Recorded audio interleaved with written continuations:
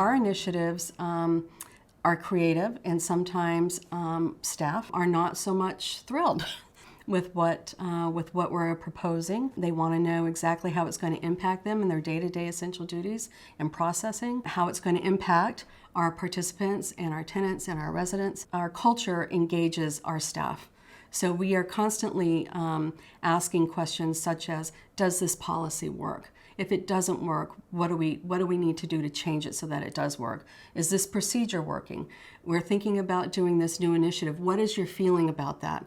How do you think it's going to impact yourself, your day-to-day? What's really important is to be very engaging with staff. Make them feel and actually be part of the process as you're moving into the MTW world, because it really is a culture. It's a culture within your agency that you're developing, and you can only do that if you engage everybody into this mindset or open-mindedness to know that they have a say in what's going on. So staff buy-in is and I call it an administrative piece, definitely, is so critical to the success of your initiatives and your activities.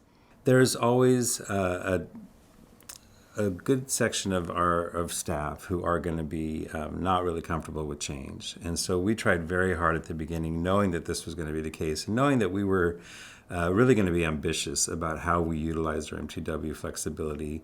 In our first MTW plan 10 years ago, we had 12 initiatives, and we implemented every one of them, but we started with change management. We started with trying to help our staff realize what was coming and how we could best help them to deal with it. And for those who really, really struggled, we tried to give them some of the more basic processes that needed to be done. For those who really seemed to embrace the change and really want to be part of it, they oftentimes were the ones that we moved into these reprogram positions around data analysis, interpretation, and program development.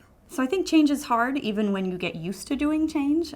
Even when change is kind of the norm for you, it still can be very difficult. So I wasn't there at the beginning when the initial changes started to take place and when they really started making some of the bigger changes. But even now, as we're making even some tweaks and modifications to existing activities, anytime we roll out a new activity, there's a little bit of apprehension about what is this going to mean? How am I going to carry this out? What's it going to look like in our software programs? So there is still that apprehension, but I think by and large, the majority of our staff recognizes that the intent, the long run benefit of it, the goal is to either benefit the families or the agency in some way. I think there is a little bit of change fatigue at times, and so we try to take that into account, and we take a couple of years off where we don't make any big changes or introduce big activities. But we'll just take a step back and ask our staff for more feedback from them and say, what can we do to our existing activities to make it a little easier? Is this working the way that it's supposed to? Are there things that we're stepping on our own feet? Can we back up a little bit and refine those processes a little bit? So there's still some apprehension there, but again, as long as they understand the long-term objectives of the activity, I think most folks are ready to get on board.